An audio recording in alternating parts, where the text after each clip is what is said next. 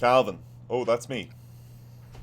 Oh, Yeah. hello. Now I can see you. I, Yep. I clicked into the Discord window so fast that I clicked on my own face, and then all of a sudden it was like big, and I'm like, I don't want to be this big. Hey, it's Halloween. We gotta jump scare the Oh users. Christ, yeah, absolutely. It was spooky, scary. I'm a little bit of a skeleton right now. Definitely white. I'm definitely pale as fuck. I tell you, I haven't seen the sunlight in I don't know when. I These. tell people that's the way to go. I tell people that all the time. That's how you gotta live life. You fucking trumpet out. I tell him, don't go outside. Who goes outside? Outside's for losers. Like, fuck off. Fuck off. Oh my god, I live in such a beautiful place and I don't get to see any of it That is funny. anymore. That is funny. Yeah. It's fine, I'm fine, everything's fine. Uh, we've had a crazy week. We've actually, the two of us have just been action packed on everything, right? Just independently Yep. trucking on our own adventures. You're constantly working on Fall Ball Fall. Can't get you to play a video game at all anymore. That's I true. couldn't get you to play a video game ever at all. But Yeah. Saturday mornings working, working away and just hitting the stone. So it's just good to see. I'm glad because I mean I'm looking forward to seeing when you're ready. And same for Yeah. us too. You know what I mean? Or I mean, same for at least Giant Fox by itself. You know what I mean? They're stressing themselves out, but I mean, I don't Yeah. have I to deal think with both any of of that. us are kind of getting to the release point. So the pressure's on. Yeah, well, it's nice on that side at least because I don't have to do a whole lot. I just have to go and like listen every now and again, and Right. just try to point fingers and say do this a little bit better. But Yeah. I mean, that's it. But what we want to talk about today, part of it was creativity, but part of it was just a bunch of other things too, right? And like Sure. one of the major things that it's no, it's like not ringing around in my head, but like I'm just like looking at more and more mod support. It always just makes me think of where PC gaming went with all of its log into this and be online for everything, and well, because one of the things that I think has fallen by the wayside in the last while has been mod support. And once again, like the modding community just like hacks their own tools together and just starts throwing it in. But like a lot, I mean, I can't think of another major release in the last while that's really supported like giving out the tools. And a lot of that is because the games are usually very much online. Um, and if you got online mods, you can't really share those out or whatever. You know what I mean? So because then it's like the GTA's of everything. But From a business perspective, at least in the short term, mods hurt your game because that prevents you from selling content, selling DLC, and all these things. Long term, of course. I mean, if people are still modding and playing your game 10 years later, like Skyrim, well, actually, no, I don't know. Skyrim still sells copies, so. yeah, But yeah. long term, mod is good. But that's the thing is right. So like long term mod is good. But if the problem is just the monetization point, like I still don't understand why games like the Core or from Manticore or like Roblox is obviously massive, but just these games that give you the tools to be able to build, monetize your own mods and stuff like that within the games, they they don't seem to hit home all that much, and part of that is because like the mods themselves are never usually like perfect, right? But like we were selling fucking horse armor out of CDs, back in 2004, right? So like why hasn't it gotten to the stage where I can, you know, maybe make a buck or two off of my highly decorated Skyrim mod? And I guess a part of that is, there's a big portion of just like, do you own the assets, right? Can you just upload anything and you don't actually own the tools and assets and everything else for it? But you know yourself, like Unity has that, and there's got to be some validation there, some copyright, or something people pointed out if they know, or maybe it's really subtle or something. Like it's hard to see tech, right? So like, if somebody wrote a vegetation shader or something like that, right? Then, you know, who owns it, right? Like, do you put it in your clause that it's the company always owns the work, period, right? So then it makes it really really easy, at least for them to just like take ownership over it all. Uh, Yeah. you know what I mean? It's so hard to imagine a scenario where a company would do that. But uh, have you ever played any of those games though? Like the Core, like Rec Room, like oh, oh hello yeah, Mr. yeah, Fitz. Hello Mr. Fitzwilliam. Hello Mr. Fitzwilliam. Okay, kiddo. yeah, yeah. Why don't they resonate with people? Do you think? Like, cuz I mean, I personally love like the fact that individual users can create things, sell it, and make a buck in the game. But is it just that the games then become price gouging? Is it that the lack of talent is there? Yeah, do you think the mod community in general has gotten weaker? Like the people who do mod? Like it must have, but I think that in general, the people who modded back in the day have either Yeah. been very clear hobbyists or have gone into the industry. Right, right. Like for okay, the game I played I guess mods of the most was definitely Warcraft 3. I mean, I played like every custom game ever. And of course this was before the Dota days because once Dota hit, nobody played the other games, which Yeah, is unfortunate. But I the StarCraft mods, the StarCraft 2 mods when they so came out. good. Yeah, but like the ranking was like you can only see the top popular games, so the discovery was a lot harder. But yeah, I don't know, like in some ways I do feel like the Warcraft ones were more creative, but it might have just been because that space hadn't been explored as much, and then maybe StarCraft was just making polished versions of that. So that's kind of my impression. Yeah, you see, the interesting thing is that the tools carried over between games too, right?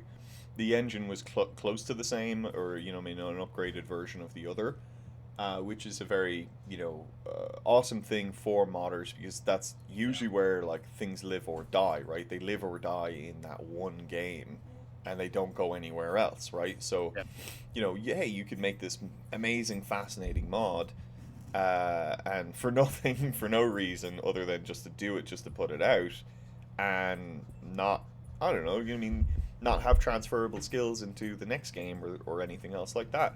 And it was a big contentious point for me back in the day of really going deep and learning Source. Like I did a lot of map editing for Source and made a lot of different things and made a couple of different mods, like one mainly just Predator mod where it's just like tag, like one person's like the Predator with a bunch of different HP, things. And those mods already existed. I didn't invent that. I just made it because it was like, oh, I watched a tutorial video on how to Lua code for it, and I was like, okay, let's figure this out, right? Um, but that if I had stuck there, that engine, from CSS, I guess became uh, Global Offensive, but you still couldn't. I mean, could you? You could get maps out, right? But like, could you do a whole lot more? I guess you know what I mean. I still don't. You can make games on Source, but like, who knows? Can you? You know what I mean? Like, can yeah, you publish them? Can you get them out? Like, it's not the same as just being in a well-rounded engine or something like that. You know what I mean? Like, yeah. if you're gonna put in the effort, at least get like the access to it. But then I think to myself now, it's like, well, if I had kept to it, like Source 2 is coming out, and people like Three Quicks Philip and stuff like that have just been, on that, building things in those things for so long that I think that there's like almost like a champagne cork effect here, where like we're gonna see if Valve can actually genuinely put out like an engine, right? Like, hey, put out the Source engine, the best physics engine that there is on the market that nobody has really had the abundant access to. Build the tools in a way that allow people to really build things. Pull that modding community then into that space, and then fight for that territory a little bit more, right? Epic and Unity have been going back and forth for like the last, couple of years at least, or last, I would say last couple of years and not the last 10 years, because I don't think that Unreal or Epic has really been there for like the last like 5 years or whatever, right? But Right, right. now finally, like, you know they're getting there. But on UT3, lest we not forget, was a bit of a fucking crapshoot of an engine. So so to me, it's like, do you think that that's also that could be a play? Like why wouldn't Valve play into that space? If you have Havoc physics built in, you have one of the most well respected engines built every single Call of Duty game off of that engine. Well, maybe not every single one of the newer ones, but I know obviously up to like the original Modern Warfare, like that was all Source, or at least a controlled version of Source. Apex Legends, one of the highest ranked games of the last, however amount of years, built off of a version of Source. Titanfall 2, Titanfall 1, these beloved games that people want back, that nobody, that haven't been resurrected, and who knows if they ever will be, you know what I mean? But all that's all a hacked version of the same engine too. So what do you think is missing in these spaces to like bring modders into more of the veil, kind of bring these people up, but also make it like not just from you sink your time into this game and you can sink your time into a lot of different games and build that across that engine. Is that even capable? Like, are we even capable of doing that, do you think? That second question, I'm not too sure, but your first one on what would bring modders, boy, I mean, it is definitely incentives at this point. Like one of my theories on like why Warcraft 3 had such a huge community was because if you were interested in making a mod, you I don't know, it was just hard. If you're interested in making a game, it was hard to make a game and distribute it. Yeah. Back in the day, I mean, it was all box copies back then. But you can make a mod and then have a bunch of people play it. And now this is like very similar to like Flash games. At this point, there's like or web games. There's like almost literally no reason to make a web game now, because if you have the ability to make a web game, you should just make a mobile game and actually make money, because your web game's not going to make money. So I don't know. It's like Unless you make a web app that can run on mobile in the browser, yeah, and do everything that your Unity game can do with a 3D engine in browser, but we're not necessarily there yet either. yeah. If you have those skill sets, you can definitely do almost whatever you want. But it's like, man, there's like no money there. As far as I know, there's no real money in modding. But if you're talking about like bringing over Source, I don't know. Yeah, I'm not too familiar with that realm. Yeah, like part of it too is also like, does the magic get lost? Because there is a magic of just like this person just wants to go off and just build this thing. You know what I mean? Out of just sheer another want. And Yeah, that's what it used to feel like back in the day, of just like, nah, I just want to do this nights, weekends, just 100%. and maybe the money part of it just like has ruined it in a lot of ways too. But I do always get curious of like, why do I, because I dip into these, what what do you fucking call them again? User generated content games, Oh yeah, yeah. UCG, and I don't always find, even on the Discover page, the top rated, I don't really find something that I'm like, this is it. But you're Is this saying you even? used to. Is that what you're saying? Yeah, yeah, yeah. Like, I mean, exactly what you're saying. Like, I could, the amount of StarCraft 2 mods that were just like entertaining. Even just like simple tower defense ones that had great evolutions of like resource gathering and strategy behind where do I spend this and how do I spend it, right? Simple decisions like that, but that compounded into a lot of other things. Now, that game had great ways to support different unit types and had a bunch of different abilities that you could kind of out of the box manipulate and move over to other characters, change the underlying levers of those things. So the individual user wasn't necessarily like making the mob, right? They would take a bunch of pieces from other mobs and then put them together. So from the UCG side, right? Like, I know that uh, I played like an idle battler on the core that just had units streaming out of a portal, and for every unit you killed, you got some amount of currency, and that currency you could invest in yourself, into the weapons, into defenses, and stuff like that, right? So it had a good premise, a good base, but then you realize that like, oh, they've only made one enemy type, and it's like every Yeah. single level, it's like, here's 5 more, and you're like, all right, well, balance aside, but you only have one enemy, and the enemy they had to put together was just like a melee character that they'd obviously just robbed from anywhere else. So Sure. what are is it do you think that maybe sometimes in user generated content we think too deep on like what are the smallest building blocks, but not necessarily what is like the content, like giving some prescribed content around all of those things? Because remember, Warcraft had some prescribed content, right? That Yeah. put limitations and constraints on individual users, but it also gave them at least a tool set that they could take, manipulate, rather than take and build. You know what I mean?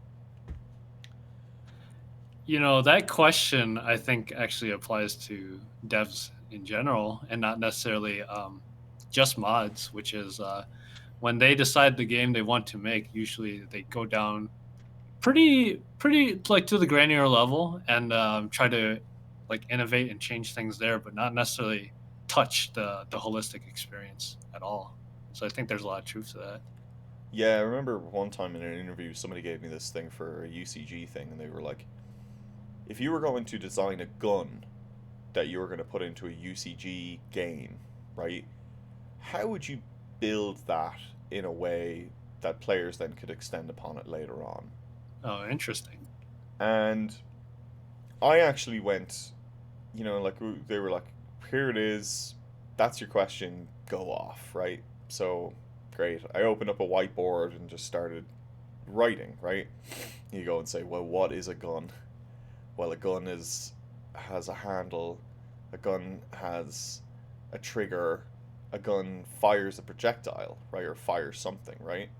So you break it down to those, then now you have like three core code components, right? Like there needs to be a grabbable area, there needs to be something that I hit to actually trigger the action, and then that thing comes out of the pipe, right? So then I built that into like three different components. I was like, well, you know what I mean? Trigger components are always like super useful. Like you should just like why don't we just have a trigger script that can always just say if the player interacts, trigger this other function or this other action. And then projectile is just a thing by itself, right? The actual bullet, should be something that can either hit, hurt, or damage me or do something else. So maybe then that has its own, on impact, right? Do something else. So it's not so much like individual the projectile needs to go and hit something and deal damage. Like it could hit something and explode. It could hit something and do something else. Yeah. And then same thing then with the triggers. Like I need something that I can actually hit, but that trigger could be a button. That trigger could be a lever. That trigger could then end up being a bunch of different things. And I think I got actually marked down on points for this, uh, because I think what they really just wanted me to do was just make a gun. You know what I mean just like literally just design a gun class. But like here's the Yeah. thing, right? When you're thinking about simplicity to the individual end user, what I have done is said, here is a puzzle, make a gun. Whereas what they I think were really wanting was the individual user doesn't think that way, right? They're not breaking it down to that level. They just want a gun. So just give them the gun, right? Can you break down that sentence again? Here's a puzzle.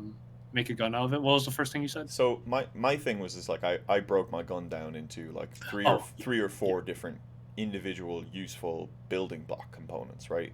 A trigger system, a yeah. projectile that doesn't necessarily deal damage on hit, but it will do something, right? Like it'll do something when it does something, right? It'll come out, it'll spawn and it'll come out. But and then you have some handle or some grabbable area or something that you can define, right? And then Okay. then Yeah. there then you can kind of build your own gun. You can also build an RPG, and you can also build a gun that shoots cows. You know what I mean? Like you can do whatever you want, right? The gun doesn't even need to be a gun now. The gun can be a button on the wall that shoots a cannon. You know. Hmm. Uh, so from my side, I thought I was being really clever, but like when I consistently weirdly think back on it, I think I got marked down points because I think what they Yeah. really Yeah. wanted was like from the end user, they just don't care about those individual things. The individual 7 to 12-year-old just wants a gun, so just give Right. them a gun that just does the basics of a gun. And I think that there's an interesting then complexity question there of, well, like, do you try to bring the individual users up to your tool set, right? Or do you just hand them the absolute content and say manipulate the levers underneath, right? So Right. like StarCraft 2, here's all of these different characters and creatures that we've already built. You can take their models, switch them with the other character. You could grab the material and turn it green if you want to. That's fine. We'll allow you to do that. But at the end of the day, that character's still that character. And then you could change some of the abilities on the underside of it, right? Like the things that it does, but that's not necessarily changing then the base functionality, right? Yeah, and then there's some games that just give you a level editor and nothing else to Yeah. mod with. So what do you think in your mind, like to the individual end user, like the new modding community that's coming up? Because we would have come up with the lack of tools, right? Like kind of get in a little bit deeper. Like yeah, I got like crappier interfaces, but I'm changing. Yeah, I'm changing references really, right? I'm changing values on things, and then trying to then build some game loop around all of that. That's more codified, right? Like win conditions and blah blah blah, blah and spawns and stuff. But you know, should you think in that case, a game like a game like Rec Room that's built for younger to teen players and trying to build them in, like if they just want a gun, do you just give them a gun as one component? Yeah, my my gut answer to that was initially just be quick with it and just give them like a really streamlined interface to do it, because I'm not seeing any great modding things like great stuff. I know somebody of the three viewers we have is going to be like, no, there's like Bannerlord. I don't know, Thank you, three but users. yes, And thank you. two of them are me, and one of them's Randy. There you go. Shout out Randy, dude. Fair play. Thank you, bro. Totally. Keeping us going, keeping us honest. Yeah, exactly. Um, but do you know what a game that I did realize is like really good at modding? I use heavy quotes. It is Roblox.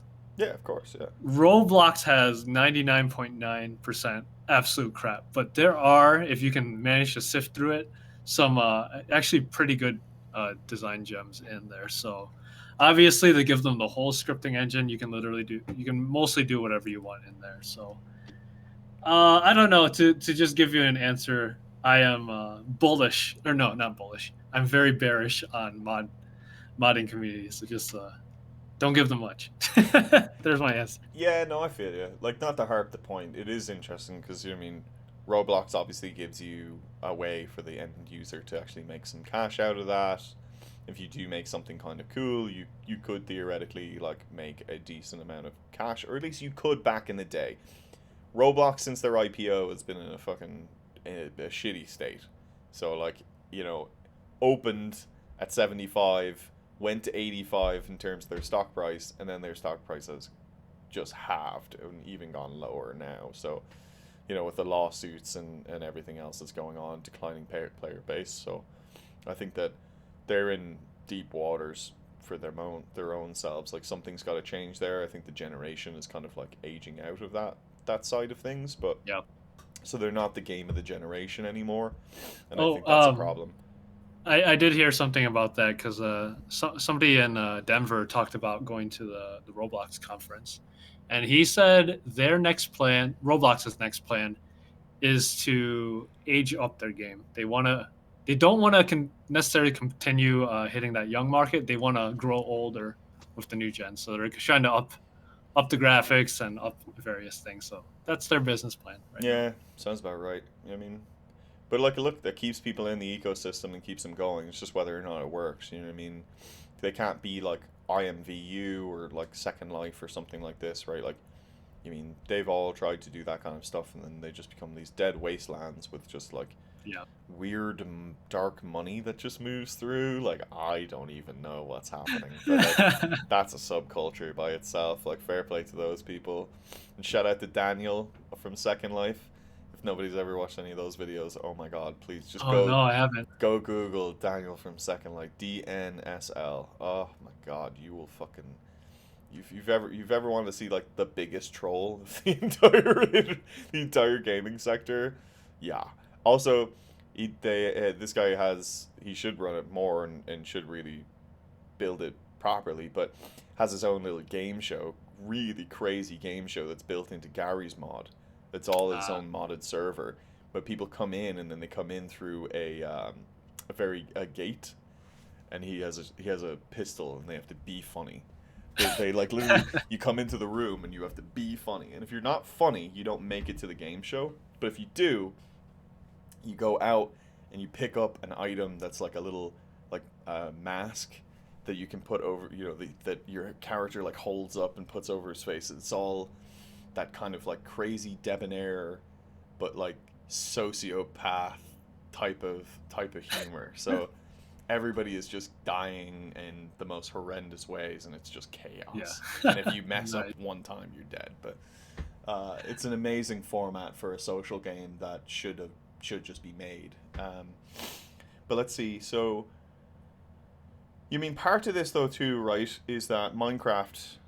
We're not going to harp on this because we're going to go 30 minutes on this already. So, but I mean, Minecraft is obviously got their own servers and realms, and people can subscribe and do anything. I think that's been a good baseline model for like getting people in, whitelist, pay, and that's fine.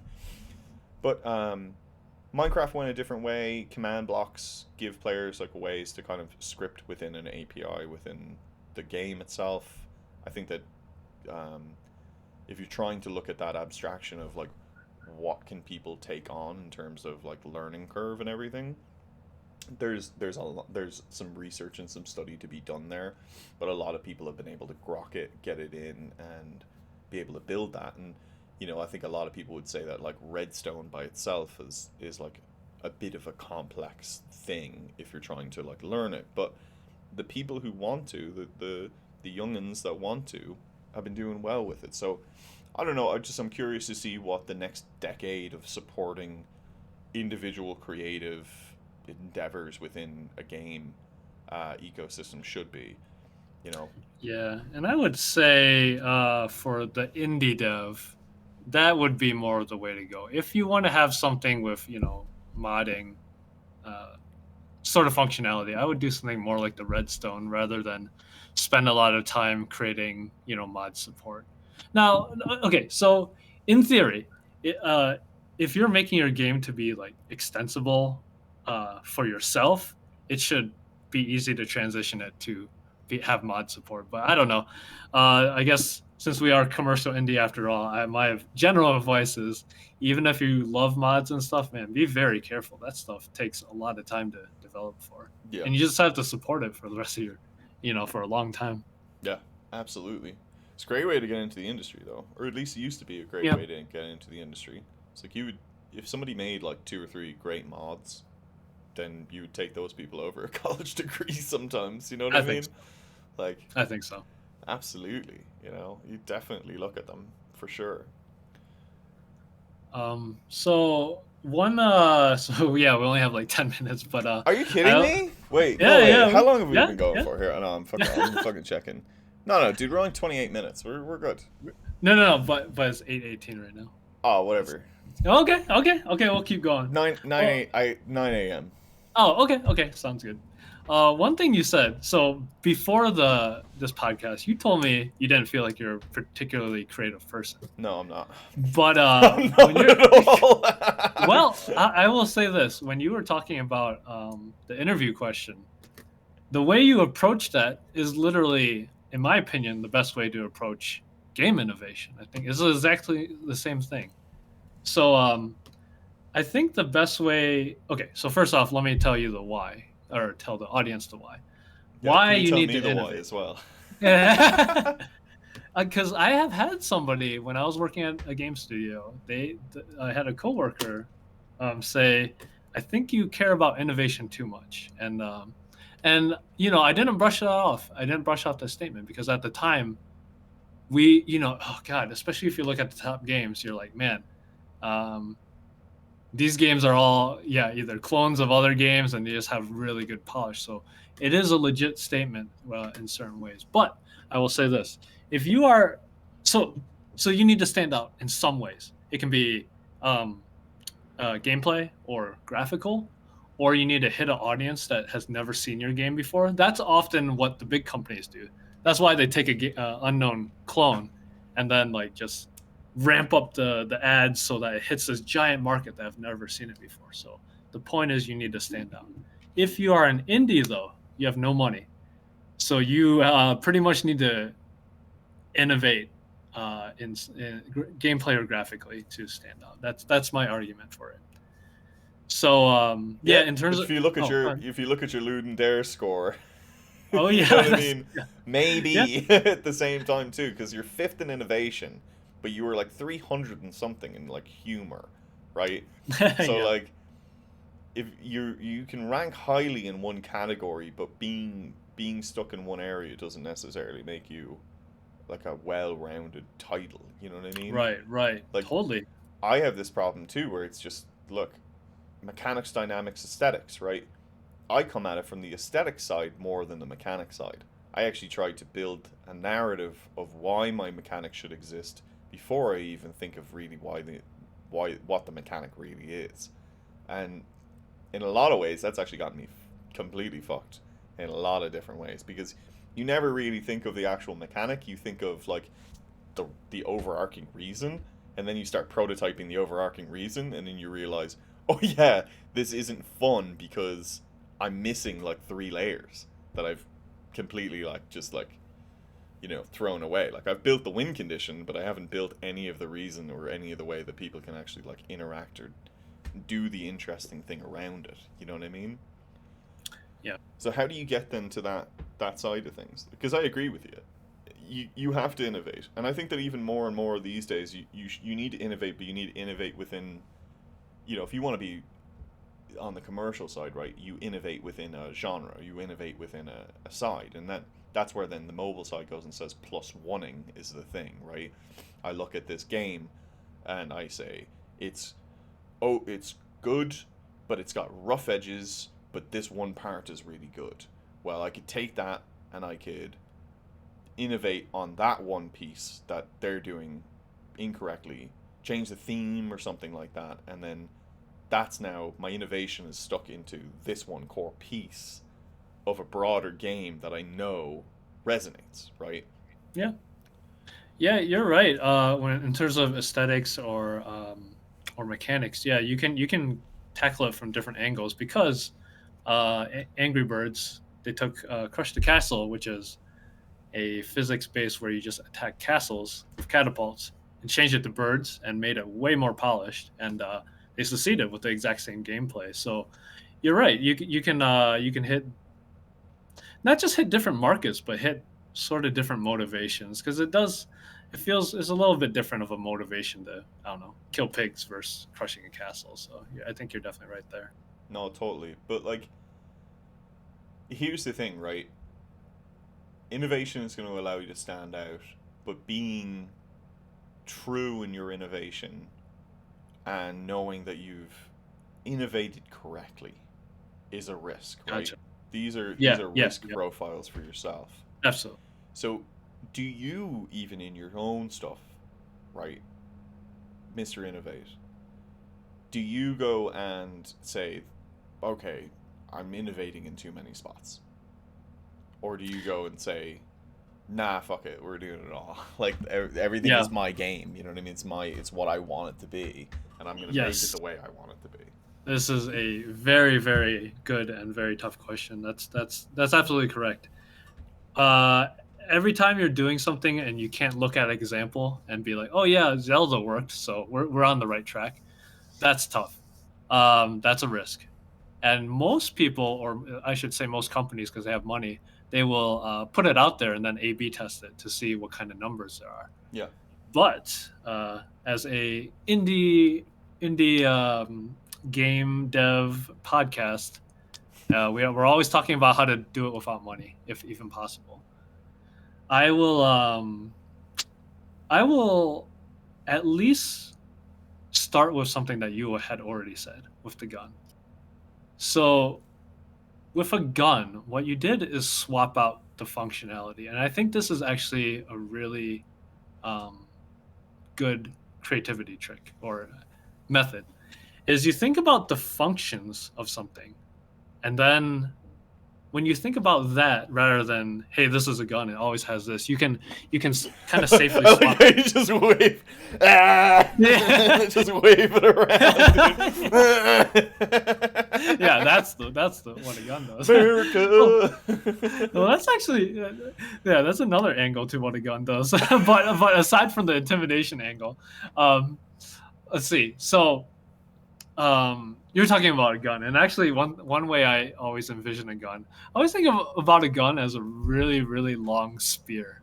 I feel like you in the olden days you had your whatever, not the olden days, ancient days, you had your fists, and then you have spears, which could simply outrange the fists, and then now you have gun. It eventually evolved to guns, so like ranges everything. But that's a slight aside. What I'm getting at is, I'll use an example. So okay, my Ludum Dare game, it got 5th place in innovation, and yes, thank you. I thought about the input system. So think about it, JRPG. A JRPG uses a bunch of nested menus to do its attacks, and I guess nowadays they have real-time combat with the new Final Fantasies. It's still And time based though, isn't it? Everybody has exactly, speed exactly, exactly. It's time-based, or in the old school games, it was like turn-based, turn and order-based. So I just thought like I can swap in a video editor to coordinate all those attacks.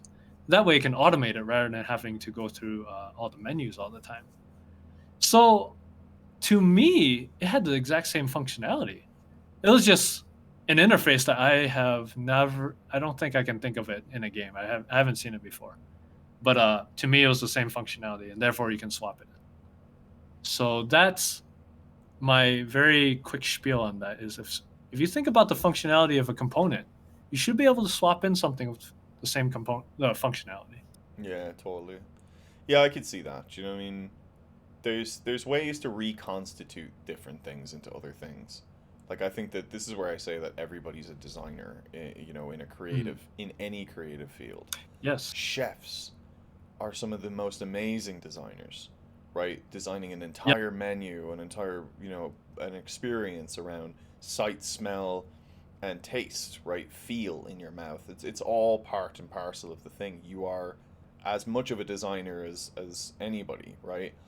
And I think that people lose sight of those things then at the same time. It's like creative endeavors, especially in games. It's not just games. It's you can find this type of thing anywhere, but taking something and reconstituting into something else is still innovation, still move forward. But For home chefs, if you need to make something and you're missing 4 ingredients, you swap it in with something that can create a certain effect. So it's very much the same idea.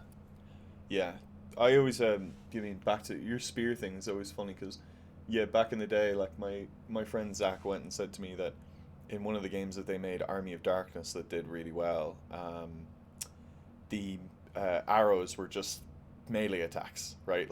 Like that's all they were. Like an arrow is just a melee attack that moves. Like that's all all it is. And healing was just minus damage. Yeah. So it's like if they knew that there was minus damage, but it was all the same packet, you know what I mean, that they would send, and it was all the exact same component. They just used it differently in creative ways, Yeah. I know this is it sounds like a very simple principle. I mean, you can say it in one sentence. I think you can literally innovate any game and do it well just thinking about this. I think it's that core and that important. That's pretty much all. I think it's the only tool you need. But is by definition though, right? And this is actually I actually don't know because I'm an idiot. I don't really know the definition of innovation, right? But like, is innovation just taking something and changing something, or is it changing something for the better? And how do we actually judge that like our idea is really going to be like better? And is that just comes down to just play it, right? I get a lot of this these days now, where it's just like I just need it in my hands. I just need to play it. A lot of the times I'm playing mechanics in my head. Like I'm like playing out the moves in my head before I've even decided that we're gonna go and build something, or before I'm even confident in it. I have to see it on paper to be able to go and say, do I see the space here? And I don't think that my colleagues necessarily look at it that way. They're very much like it needs to be in my hands type of thing. And Yeah. I don't know. You know what I mean? I feel like I have a disconnect there that maybe I'm in a logical fallacy of like what it is. I'm not better than anybody else. You know what I mean? I'm not doing it. I'm just looking at it differently, right? Or at least value the time on paper a little bit more. You know what I mean? But Uh, I disagree with what you said. I think okay, so I think it's a spectrum. I think I mean that I disagree as a compliment because I do believe don't call me. I'm a dumbass, dude. no no I think a lot of honestly most the vast majority of designers need to play a game in their hands. I do think better designers can play it uh, on paper or just watch a video and kind of deduce the game just from a video. That is, I think that is absolutely true. And I'll use a quick analogy because um, in fighting games, a lot of people need to train and practice. Hmm. And I've always been in a city that had like very little competitors. So I didn't have anybody to really play with. So what I used to do is just download Japanese match videos and just watch them and then try to get good from that. And magically, I was able to do that. It's really bizarre, but I do think that's a much harder skill. And frankly, it's a much more useful skill because you can, like for you don't necessarily need to prototype the whole game if you can figure it out on paper. Yeah. So it's a skill worth learning. Yeah, I never know if it's just a fallacy of my own mind of just saying like blah blah blah like or whatever. But I The only fallacy is if you are not actually good at it, but you think you are. That's the only fallacy, but it's worth learning and striving for. true. Definitely been there before. But no, I feel you. Like I mean, there's a bunch of different stuff that you can just do there. But I mean, how do you be creative inside of these spaces where we're trying to innovate? Like sometimes to me it's just like the creative juices flow and you'll just look at something and be like, "Oh, what if it was this?" right? And that makes sense. Um but in your own mind, like is there concrete rules that you have or like I mean obviously nothing's concrete, right? But like, quicksand rules that like you can use to try and evaluate your idea of innovation really quick. Right. No, I don't. I even though I'm giving rules, they're kind of like retroactively derived. I figure them out afterwards. I do more raw stuff and then kind of figure out. Oh, that's how I figured that out. The That's more only organic, though. Do you know what I mean? It's just yeah nicer that yeah way, isn't it? yeah. I don't. So I don't. Well, I don't have any like hard set rules. The one thing I do that helps me is I do write down a game idea a day. I think that helps a lot because you are forced to do it and yeah Yeah, used to do that all the time. yeah The yeah older I've gotten, the less I've done that. But also, understand the more work from home, the less I've done any of that, and it definitely shows. It definitely shows yeah for sure. Like back in the day when I would have like like literally bigger than a classroom, like lecture hall size whiteboard in my office, and you'd be there with all of the 40 plus people that you're working on your team, throw some headphones in, be like, okay, crunch on this problem, just write, all on the whiteboard, just write it all, and then bring people in. Like people would be looking at you like writing and just drawing things, and then they'd come over and say, hey, like what's this, and you talk them through your idea, talk them through the process, get their feedback into it, cancel this out, write this, and the best moment was always like, oh, okay, I'm done with this idea. Like I've done the piece now, and I could just wipe it all off and just like restart again. And it always felt like a great like moment of just wiping it all off. But that used to be my concrete process. That would work for me every time. I just stand at that whiteboard for an hour and a half, 2 hours, and just fucking just doodle and bring people in, and just what do you think? What do you think? What do you think? What do you think? And I don't get to do that anymore. Figma has now become my like place to do that, but at the same time, it's like I'm slower, and it's more prescribed because I have to use shapes and everything else, and I can't just freehand it all. You know what I mean? So Yeah, that was my follow-up question, which was when are you most creative? And it sounds like it's both a combination of having a block of time where you're uninterrupted, and also sounds like there's a social component for you as I well, miss the I'm brainstorming. yeah, like it game, I mean, design in a creative field by itself cannot be, in my opinion, cannot be done in a vacuum. Cannot be done to the level that you want to be confident in something in a vacuum. Right? Right. I think that anybody can obviously come up with an idea and break it down if they're given enough time, but the ideal process is that you are bouncing that idea off of other people and allowing them to break this down. And you're not really saying well, I mean, I'll tell them like, please rip this apart. Like, tell me what is wrong with this. Like, I need to know what's wrong because I'm not seeing it. And you need to get past your own veil in a lot of ways. Have you ever had a really, really good idea that you believed in, but then as you talk to somebody, they kind of talked you out of it, and in a maybe in a bad way? Oh yeah, in a bad way.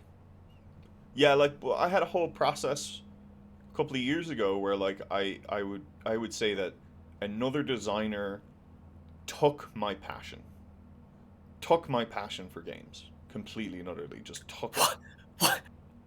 Yeah, like completely took it. You know, this person like pegged themselves as a mentor, wanted to set up one-on-ones with me, talk about future careers and everything like that. But then you look at then you're talking to them about these things, and then you look at the leadership that's actually getting derived out of it, and where we need to go as a team versus what the team is actually doing and what the leadership is then pushing in that direction. And you're like, why am I listening to you? Like, you're not right. Like, this isn't good. Like, what are we doing here? Yeah. And you're just like, well, okay, you're just lying to me. You don't know anything. Oh man. Like, you know what I mean? You don't really know anything. Like, Yeah. and then that became a whole thing where it's like, well, Jesus Christ, well, like, what's the point of me even doing this? You know what I mean? If this is the not the level, but like if this is the people around, and this is I'm getting told that these are this is wrong and that's wrong, but then I don't believe in our entire direction, and I'm being told that by the person who's supposed to be your mentor, and you're telling them like, hey, like this isn't good, like this is gonna blow up, like, and they're not believing you either, right? Then you can't just go and tell people like believe in the process. You know what I mean? That used to be Yeah. a big thing back at Backflip too. It's like just believe in the process. Like all right. Like Yeah. process is supposed to change if it's not working for us. It's kind of the whole point. It doesn't. It's a fluid thing, but you know, that's what being agile. Technically being agile is supposed to be, but that wasn't happening. So it became a a whole thing, right? Like, and the thing is like back in the day, like loads of the times, like I've had. I mean, not as a designer, right? You have a lot of ideas, right? You get a lot Yeah. of ideas, and you bounce those things off of people, and they talk you out of it, right? And it's up to you then to go and say, like, data synthesis wise, I'm hearing three people say, I don't get it, I don't like it, do something different. Then you got to ask yourself, like, okay, is it the way I presented the idea? Is it the contextualization around the idea, right? So that it narratively it doesn't work in your own head, right? So when you say it, it doesn't line up. And then third is it, or fourth really, is it actually a bad idea? And third, is it just like a component of it that's not working? Like, what's the point that works for you that's not working for them? So like, where's the disconnect? Uh, and you never really allow people. So you'll allow people like to talk you out of going down a direction, but you might really believe in that direction. And then that, but it might necessarily be that you have just either one, just not communicated the idea correctly, two, you haven't fleshed it out enough, so you're letting your brain do a lot of the mental process and filling the holes and filling the gaps that you haven't really gotten to. The they I mean they might just the idea just might be bad then too. You know what I mean? Just realistically, so it's hard. Ye- It's hard, Yeah. but Yeah. That's exactly why I asked the question. Is like because yes, you get more feedback when you brainstorm with others, but when you do it solo, of course, you can push in your own direction. But But what you said, oh, not to go ahead. change off of this just really quickly, just to wrap that thing.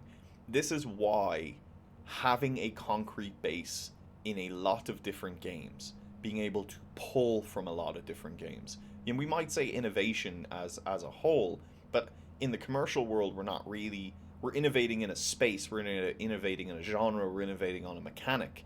We're not Yeah, necessarily innovating and building an entire new game with a new IP and hoping that it's going to fit, right?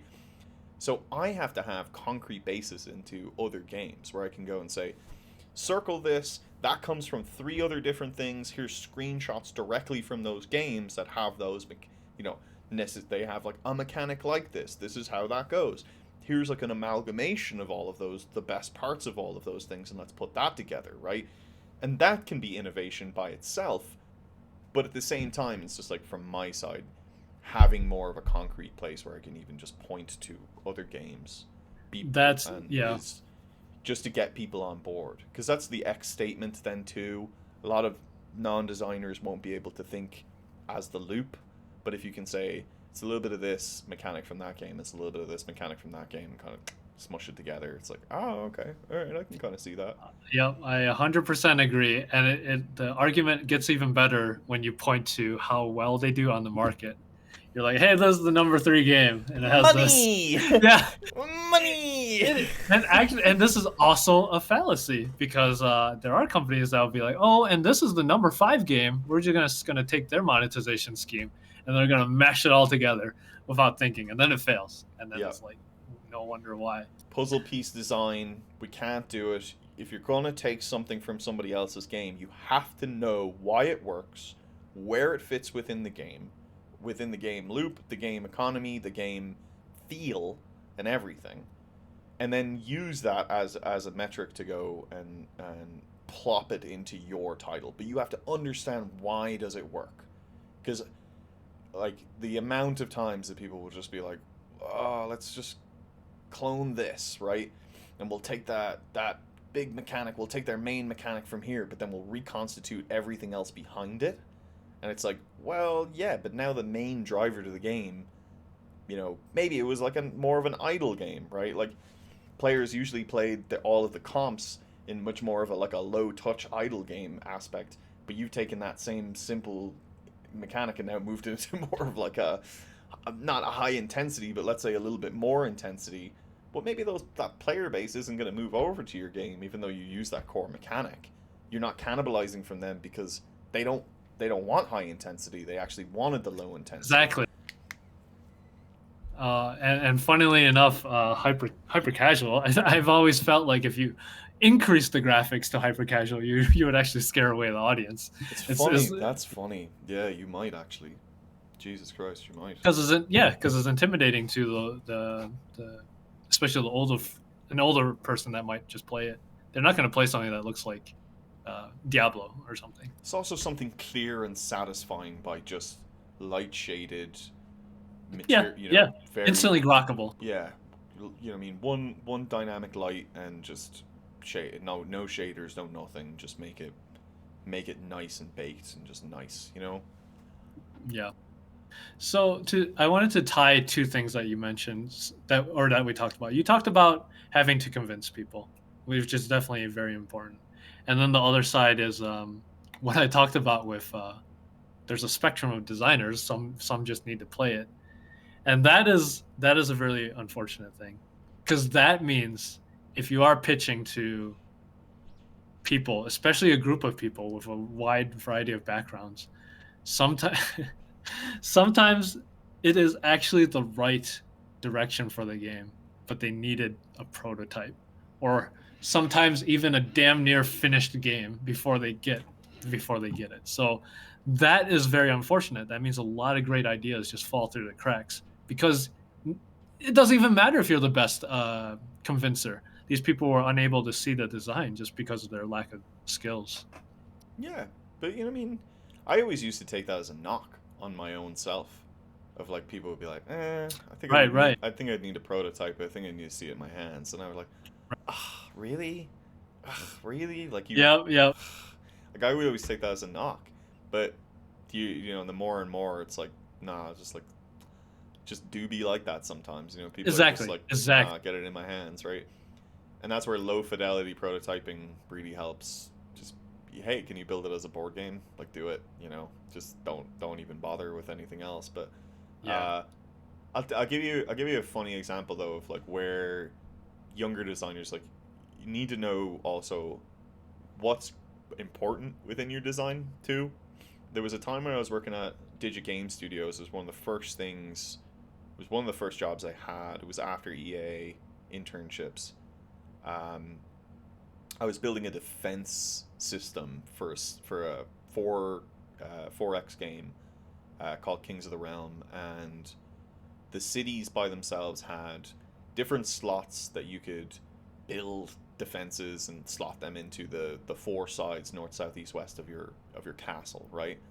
And that was kind of important because the directionality of players that would attack you would hit certain defenses, and they, you know, you could swap those things in and around.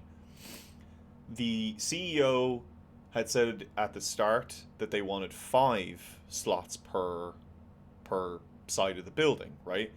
And then he went out for the day and left, and just, you know, I mean, whatever, he didn't come in for the day. Uh, and we needed to make a decision. 2 engineers came over, and a UI artist came over, and we looked at it on the screen as like, you know, mock-ups and stuff, and we saw the 5 slots, 5 slots, 5 slots, 5 slots, 5 slots, but they were all stacked on top of each other because 5 slots didn't fit nicely into the thing, right? It didn't fit nicely into this UI. It looked like crap. So then they were looking at me as the only other designer in the building and being like, "Well, like, do we have to do 5 slots? Like, can we go down to like 3 slots? Can we go down to 2 slots?" And I was like, I don't know. Like, the guy wanted 5, so like, and it's like, I look back at that moment as a big inflection point because I couldn't give them an answer in that moment. And it's because I Right. didn't really know what was core to the design. Like, does city building need 5 slots per side to have defenses? No.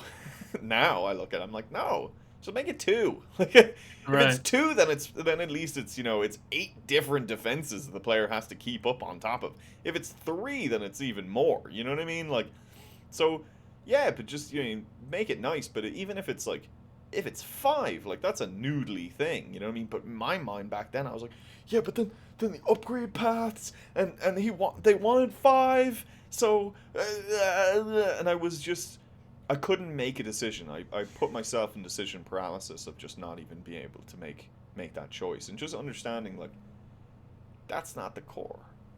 It doesn't matter how many slots there are per thing. What did you It's guys end up doing? I don't think they ended up building the feature. Okay. No, no. We ended up actually just doing 2 per side, and then that built into a decent amount of choice for the player, right?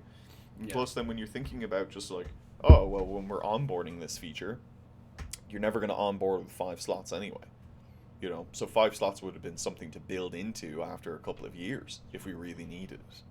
So what does actually the constraint of you know having 8 different slots give you? It gives you a lot of choice, a lot of Yeah. different things. So you know what I mean, it was just it was, you know, there's moments like that that you'll have over the years where you're just like, I don't know, I want this, but I don't know why I want this, and you need to dig deeper and find out like what is core, and that's hard for other people's ideas too. Like if somebody else is giving you an idea to take on as a game designer, that happens quite a bit. It's like, you know, your senior comes down with like, no, no, no, like it needs to be like this, and I need you to then find something interesting within that box, and that's your box. Play within your box, but you need to know what's important about like how that thing fits in, so that you can really like make something nice within that space, Yeah. and that's just I, hard. I mean, the skill that you're talking about is very advanced game design. I think this is like the most useful, but also like one of the hardest skills to even tackle in game design. Because when I think about when you're looking at a game design, it's a lot like a signal, like a noise signal. It's just like totally erratic. But in signal noise processing, you run algorithms and then you can detect, oh, there's a bird chirping here. So you're basically looking at this very noisy signal and being like, oh, these 3 game mechanics are what the heartbeat of the game. And often you're not going to agree with people. I think you'll very rarely agree with people from my experience about what makes certain games tick. And what, kind of just to wrap it up with like an example. So similar to your castle idea. So I've been playing a lot of Marvel Snap actually. The game finally got me. The game, oh man! First off, the 2-minute matches are, I can do it while like during anything. But basically, one thing they did was handle mulligans differently. Oh. So a mulligan is when you draw your cards at the beginning of the game, and you're like, I don't want these. This is a bad draw. I want to swap it out for something else. And different games do it differently. Some games, I think Magic, you mulligan. So I think you start with 7 Don't cards. you mully or the 5. whole hand or something like that? Yeah, but then you get 1 less back. So Yeah. if you mully 7 cards, you only get 6 back. Yeah. Hearthstone did it where you throw away shoot- the individual cards. Exactly. And it replenishes into your hand. Yep. You throw 3 cards that you don't like, and then it gives you 3 back. And personally, especially as a non-game player, I was like, I always hated mulliganing. It was like I always felt like I was making the wrong move because I was not an expert, especially in Magic. That was like, I don't know if throwing away a card is a good thing or a bad thing. It was really hard for me to evaluate. Now, there's a post by Ben Brode, who's the lead designer for Marvel Snap and formerly Hearthstone. And he talked about Quicksilver. So Quicksilver's character, his card, he always shows. He's a 1-cost card, and he always shows up in turn 1. Always. Yes. And the twist they did, they so let's just Wait. ignore. They actually. go ahead. Like they purposely make it so that he always shows up in turn 1. Yes, if he's in your deck. Oh, it's part of his card mechanics or whatever. Yes. So you always yes. have something to play turn 1. Yes. Okay. So he existed, but what they did was people were complaining that there was no mulligans in the game because it's only a 12-card game. So all they did was they took Quicksilver and put him into the starter deck. So everyone has access to this guy day 1, and it worked for them. It's people stopped complaining about mulligans, and it didn't affect the balance at all. Because this guy's he's a really weak card, but he's basically a training wheels. But you He's can like- play something. Yeah, exactly. You can always play something so you feel good, and then once you're ready to take off the training wheels and realize, you know what, this card's not actually that good, then you can take him out. So you're opting in. You're opting into getting rid of the mulligan, basically. So it's an interesting thread. You can probably find it by Googling it. But I just want to. Does their deck cycle? If it's only 12 cards, is there a hand limit? Like once a card is dead, it goes into some discard graveyard. Yeah, it goes in a graveyard. Okay. So, like if you were mulliganing, would it go into the bottom of your deck? Oh yeah, I think it does go. Yeah, it has to. That makes sense. Because in the other games they go. Well, actually, no. If you mulligan in Hearthstone, it goes into the deck too. You don't lose the card. Right? That makes sense because you can only have like 15 card decks if you want, if I remember right. They're a lot larger anyway. But Yeah. But I think the other ones. Oh my god! No, I'm not even gonna talk on my ass. I have 2 Magic decks up here, and It's okay. Yeah, I can kind of summarize the problem and solution here. So, basically, again, talking about creativity and knowing your constraints.